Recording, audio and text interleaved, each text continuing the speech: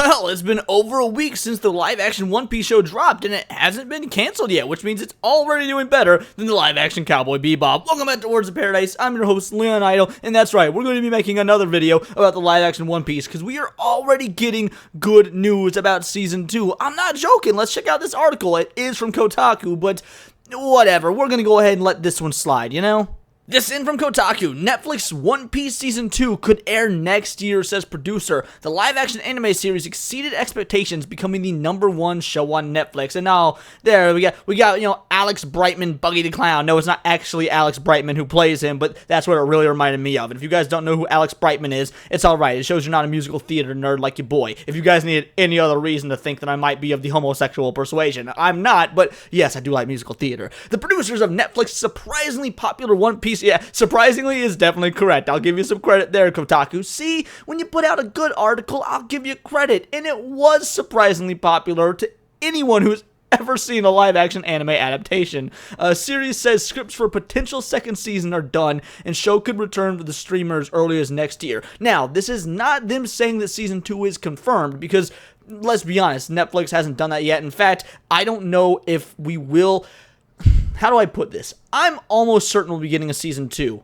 I'm not certain we'll be getting much beyond that, and I'll explain why in a bit, but first let's go after this article. In an interview with Variety, Marty Adelstein, the CEO of Tomorrow Studios, the folks who made One Piece live-action series, as well as Netflix swiftly canceled Cowboy Bebop live-action series. Yeah, that's right, they were made by the same people. It's amazing what having the original creator heavily involved in following the source material can do for your product, ain't it, Netflix? Confirmed it, we've got scripts ready. The caveat, however, is the production of a possible second season of One Piece live-action series can't start until Hollywood's SAG-AFTRA strike is resolved. That's right, from one video about the SAG-AFTRA strike into another. I promise I don't plan these things, but this strike is kind of screwing up everything. Now, I know I said in my last video, I don't want the strike to end. I think this is pretty fantastic, and I'm going to be real with you guys, I still don't want it to end. Like, would it be great to get Season 2 of One Piece live-action? Yes, it would, but if we don't, well, we still have the anime and manga that are ongoing. Like, we don't really need the live-action version. I think that sacrificing One Piece Season 2 to keep Velma Season 2 off the air, worthwhile trade. And, let's see. Realistically, hopefully a year away if we move very quickly, and that is a possibility. Becky Clements, president of Tomorrow Studios, told Variety, somewhere between a year and 18 months could be ready to air, and that's a whole lot sooner than we usually get new seasons of something like, Stranger Things, or Wheel of Time, or God forbid, Rings of Power Season 2, so it seems like these guys are going in with an actual plan. They know what they want to do. Stuff is laid out. Now, here's why I'm not so convinced that we're going to get a long-running One Piece show on Netflix. This show's expensive to make. Yeah, as you guys know, if you're watching my channel or channels like me, it's pretty common knowledge that streaming is not exactly the most financially fruitful endeavor like we all thought was going to be 10, 15 years ago. In fact, almost all these companies, if not all of them, are still operating at a loss. I think Netflix is finally in the green, but it took them about 15 years. I could even be wrong on that. I have to go back and check, so don't quote me on it. But the point is, this is an absurdly expensive show. Now, don't get me wrong. The money shows. The fact that they're using practical sets, just, oh my goodness, the practical sets are gorgeous. That being said, does it warrant the price? Does it bring in enough new customers to Netflix to make it worth it to put out this incredibly expensive show? If it does, then yeah, obviously we're going to continue to see a growth of the show, Season 2, Season 3, as long as the ratings stay good, as long as they keep following the source material, as long as they don't put in any wacky political agenda stuff or societal stuff. But if we get more of what Season 1 was, then yeah, we can get more of this show theoretically from a ratings perspective, but it does have to be cost effective for Netflix. So while I think the Season 2 is effectively guaranteed, I think everything after that's going to be really dicing on the table, because they're going to have to look at, yeah, fans love it, but also it's not making us any money. Because that was kind of the case for, what was like Machine Gun Nun or Mercenary Nun, whatever show it was, I don't remember. But basically, from everything I'd gathered, that show had a very ardent and happy fan base, had good review scores, but it still got canceled after 2 seasons. for being incredibly expensive and having not enough return on the investment. So just because a show is popular and well liked does not immediately mean that more seasons are coming, because if it's not financially feasible, well, it's not financially feasible. So I actually do have that worry. I also have the worry that they could bait and switch us. My boy Hypnotic pointed this out in one of his videos yesterday, and he's entirely correct. While season 1 was fantastic and faithful, is it going to continue to be fantastic and faithful? Is Ichiro Oda going to continue to be as involved as possible? Because he put his foot down. He hardlined, hard-nosed a lot of things that Netflix was trying to do, and it was, of course, for the betterment of the show. Is he always going to have that level of involvement? Are they always going to be able to actually bow to what he says? Or is it going to be a case where season 1 is great, but then season 2 and season 3, after they've lulled everyone into a false sense of security, is it then going to start rearing its ugly head in the political side of things, the agenda side of things? I certainly hope not, but I've got to acknowledge the possibility is there, and I'm just going to plan for the worst but hope for the best, which is pretty much what I did for season 1, and it turned out well above expectations. A faithful and charming live-action anime adaptation, the Netflix series has become something of an anomaly in the anime community since its August 31st premiere. A rare success story, it debuted as the top show on the streamer with 18.5 million views. Suck it, Ahsoka! A feat Clement says exceeded Netflix expectations, which it is surprising that exceeded Netflix expectations. Like, they already put so much money into this show. It's been in production since 2017.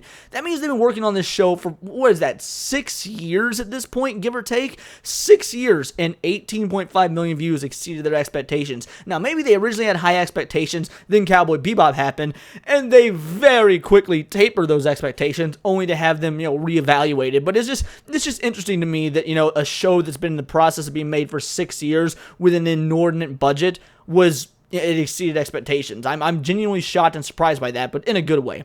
I think Netflix is looking at various situations about how many episodes they do. Do they break them up? Adelstein said. I think they're trying to figure that out this week. I suspect we'll hear from them in the next week to 2 weeks. Now that's interesting. Hear from them in the next week to 2 weeks. Will Netflix greenlight this? Confirm season 2? Even with the strikes going on, because the strikes will end at some point. I mean, at some point, the writers, they got to give up. They got to realize they're out of their depth, and frankly, 9 out of 10 things they're asking for is completely unreasonable. That being said, I do side with them on, having the streaming corporations, show their numbers.